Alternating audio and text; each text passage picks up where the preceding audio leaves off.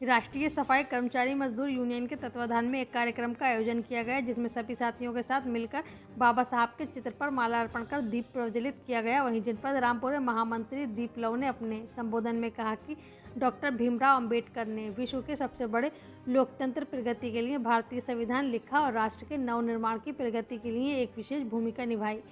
वहीं आपको बता दें, डॉक्टर अंबेडकर एक निर्धन परिवार से होते हुए भी बड़ा संघर्ष करके उन्होंने उच्च शिक्षा ग्रहण की और विदेश जाकर 1 दर्जन से ऊपर डिग्रियां प्राप्त की और भारतीय संविधान लिखा और सभी को बराबरी का हक अधिकार देने की व्यवस्था की। हमें उनके किए गए कार्यों से प्रेरणा लेनी चाहिए। डॉक्टर भीमराव अंबेडकर ने दलितों, पिछड़ों, गरीबों वर्गों के अधिकार की लड़ाई लड़ी और 3 मूल तंत्र दिए। शिक्षा, संगठन और संघर्ष मूल मंत्र पर चलकर हमारा गरीब समाज एक राष्ट्र आगे प्रगति की ओर अग्रसर करना।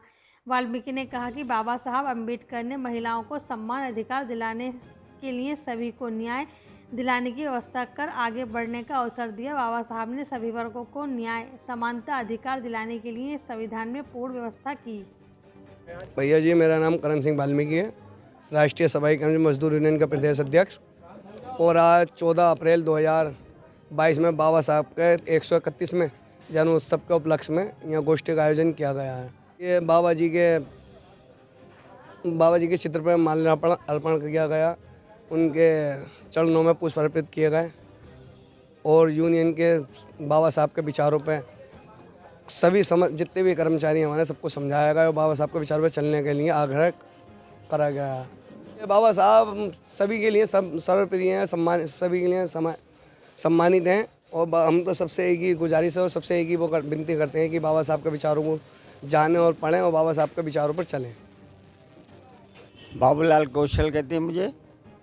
आज बाबा साहब के जन्मदिन पर वाल्मीकि समाज और अन्य हमारे साथी समाज के लोग यहाँ आकर के बाबा साहब के चरणों में माला और फूल अर्पण करके उनके जीवनी पर विचार विमर्श किया, विचार डाला बुद्धिजीवियों ने और उनको संगठित करने के लिए, उनके मार्ग पे चलने के लिए, उनके आदर्श पे चलने के लिए यहाँ एकजुट होकर लोगों को एकत्र किया गया है और ये बताया गया है कि शिक्षित पे ध्यान दिया जाए।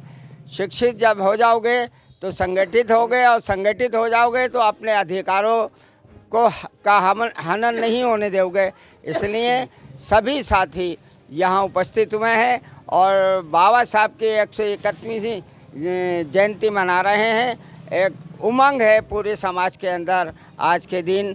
तो मैं यही कहना है और साथियों को भी यही बताया गया है कि हमें बहुत सूझबूझ के साथ अपने अधिकारों की लड़ाई आगे लड़ना है और संगठित रहकर अपने काम करना है।